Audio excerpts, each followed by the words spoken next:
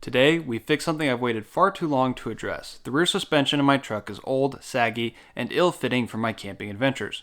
So we'll address this by adding a pair of Add-A-Leafs from Icon and some Bilstein 5100 rear shocks. Links to relevant parts and tools will be in the description. This was my first time tearing apart the rear suspension on a leaf-sprung vehicle. I'll take you guys through the process by showing the best techniques I found, so I'll have to switch between shots from the passenger side to the driver's side. Start with supporting the truck on two jack stands towards the rear of the frame, but before the rear axle, and then support the rear axle with a floor jack.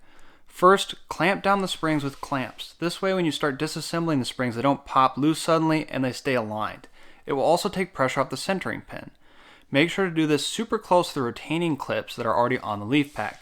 This way you can slip the overload out and the new Add-A-Leaf in without having to move those clamps. Remove the nuts holding your U-bolts and the leaf spring bracket. Remove the bump stop. Raise the leaf off the axle. Do this by lowering the rear axle with your floor jack as well as pushing the leaf spring up a little bit. I used a bottle jack to push up the spring. You want to take out the bolt of the lower shock mount and remove that so that you can lower the axle further while you're doing this. Now the centering pin is exposed.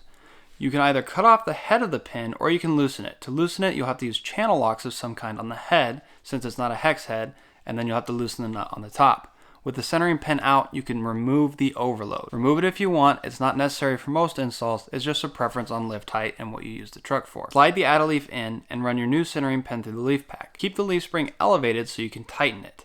Use some channel locks to hold the head while tightening the nut on the centering pin.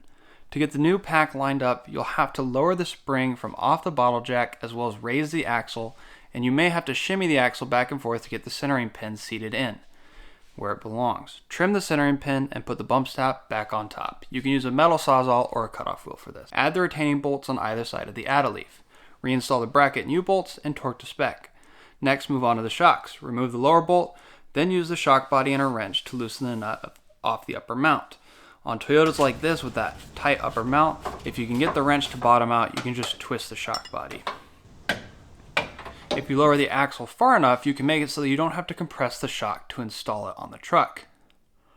Start with the upper mount, making sure to get the bushings in the correct order. You can use an Allen key to hold the shaft down while tightening the nut with a wrench. Again, get that Allen key to bottom out so then that you can adjust it with the wrench and tighten it down. And of course, reinstall the lower mount once you're done with that. That's much simpler. Next was a series of tests. I filmed under the truck to see how the suspension behaved on bumps in the road at each level of installation. I filmed the stock rear suspension, the Add-A-Leaf with factory shocks, and then the Add-A-Leaf with the new Bilstein shocks. I would say the ride increased across both steps. The change from an all stock to Add-A-Leaf was more noticeable than the change from old to new shocks. The truck handles bumps quicker. It doesn't bounce all over the place or sway the same as it used to. I can corner tighter and at higher speeds with less body roll. I wouldn't say that this is some perfectly plush or floaty suspension setup. The rebound off of hard bumps and imperfections in the road is still perceptible, just better managed by the new suspension. This kind of modification is as much of an upgrade as it is a lateral move. I only spent $400, but the truck doesn't feel like it's on some insanely high performance aftermarket equipment. If I hopped in what I believed was a stock Tundra and this is how it rode, I would be pleased and content. I do wish this lifted the rear slightly higher. While a ½ inch was all I needed to level the truck, a full inch would have been welcome in my opinion. So on this setup, I really only leveled the truck. I got about a ½ inch out of the leaf springs. This was probably less than I desired, the bare minimum amount that I needed to get the truck level. So I would have appreciated more lift, but this will work. I'm confused why they advertise an 1.5 inch lift.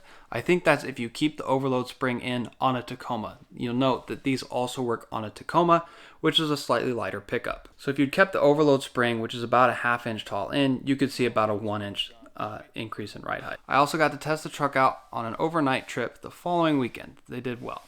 They managed washboard roads and scattered rocks on Forest Service roads very acceptably. The truck was stable at speeds of up to 80 miles per hour on the highway, which I'm sure would have been stable at higher speeds. I just didn't go faster than that.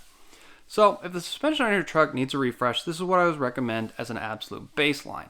This is not a mind-blowing upgrade, but will address the issues that you can observe on a stock worn-out setup.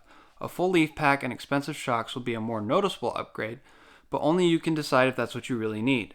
For the time being, I'm going to ride it out on this setup.